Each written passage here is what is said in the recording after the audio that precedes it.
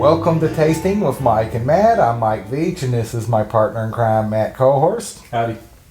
And today we are tasting Little Book. Little Book. This is an interesting whiskey series. Of course, Booker's named after Booker No. Mm. And his son, Fred, which when he was still alive, when Booker was still alive, Fred was called Freddie.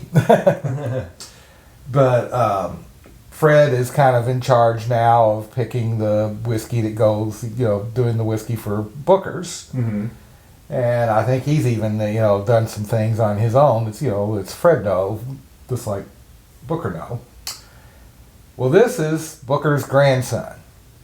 Okay. Which, I'll be honest with you, I've never really met the guy. I've been at events enough to say, hi, I'm Mike Veach, and that's about it. I don't really know the guy, but people tell me that he is more like Booker than his father, Fred.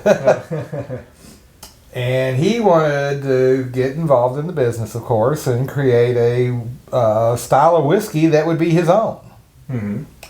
So what he's been doing is doing Little Book. It looks like it's a Booker's in a wooden box and everything, just like the Booker's is.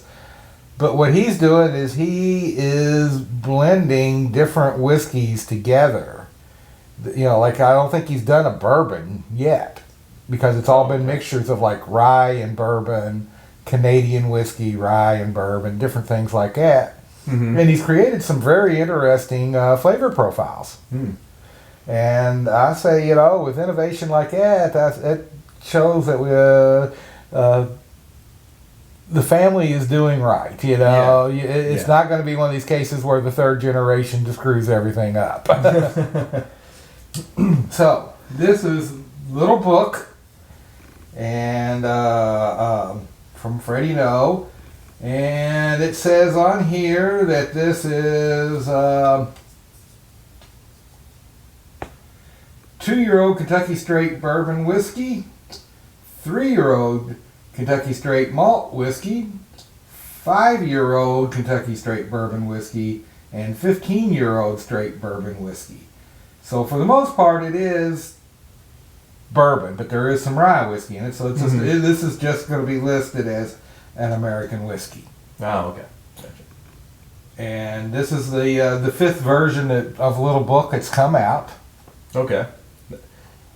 It's a 116.8 proof, and you just heard what the ages were. Right. Technically, it's a 2-year-old whiskey.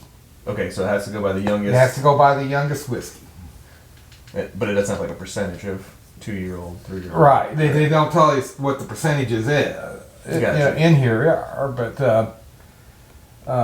it could be 70% as far as I know. Right. But more than likely, I would say it's probably right around 25 to 30% of the 2-year-old, and probably between the 5-year-old and what I say the other one was 15-year-old, 3-year-old rye. 3-year-old rye. Yeah. They're probably about 25% each. Then the 15-year-old, you're probably looking at 5 to 10%. Oh, okay. You're not looking at a whole lot. But you don't need a whole lot when you get whiskey that old.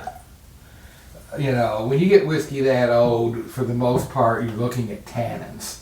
Mm-hmm. And, you don't need a whole lot of bitter tannins. It's, that type of whiskey, in my opinion, is best mixed with younger whiskeys to give it the younger whiskey a little more character without having that dominated bitter tannic flavor. Yeah. So let's nose it. It's definitely got that Jim Beam nose. Mm-hmm.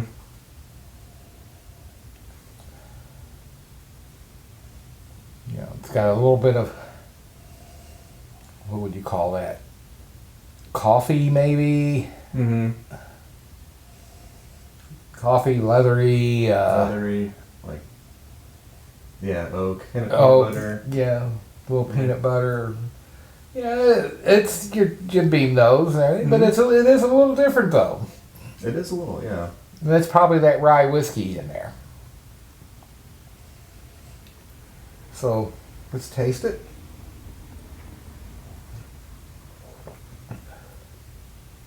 It's nice. It's very nice. Yeah, that's a good You probably really like this because it's got a lot of spice on the back end. It really does, yeah. It's hot. And you like a spicy bourbon. I do, yeah.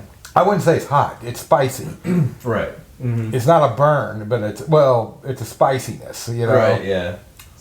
So you're feeling a little heat, a little bit of heat. I'm getting a little bit of like a pear, ripe apple, fruit, lots of vanilla, and then that spice. And that spice is definitely, a little white pepper, a little cinnamon. Yeah, yeah. It's got a nice kick. Yeah, like you said, it's got like that. Yeah, that classic kind of bourbon flavors, going on with it. Yeah. But yeah, that finish is really something else. Really good. Yeah. Lots of oak. So let's try this with the cranberry and see what it does.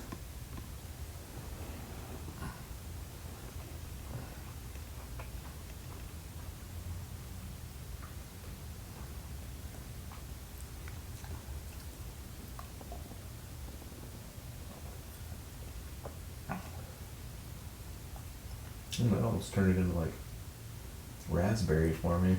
Yeah. Yeah.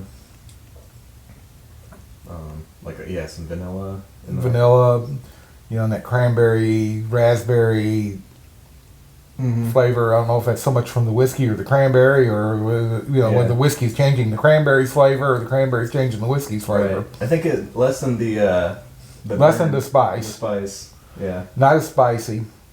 A little more creamy vanilla to me, almost like a French vanilla. Yeah. It's nice. Yeah, this is a very nice whiskey. So let's try it with a pecan. Yeah, good idea.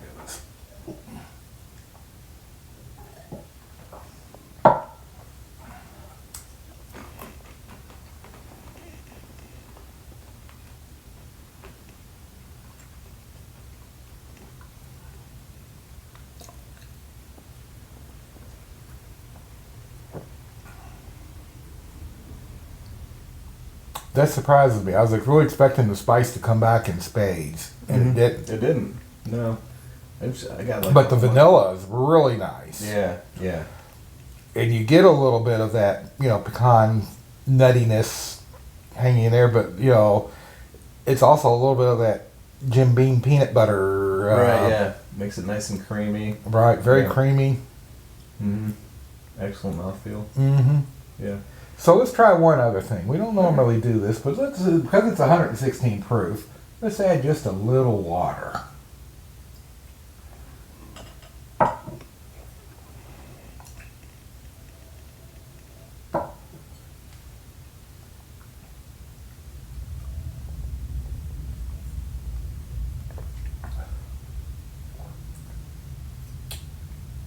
Can't say they did anything for me. No, not really. It didn't necessarily take anything away. No. But it's almost well, it did to me in that the spice isn't as intense. Yeah. Of course, that could still be the lingering effect from the pecan. But I'm getting like the Knob Creek vibes from it. Yeah. Yeah. Which I do love Knob Creek. Yeah. So good stuff. All right. All right. Well, that's Tasting with Mike Matt. Good job, Freddie. No, keep up the good work, and cheers. Cheers.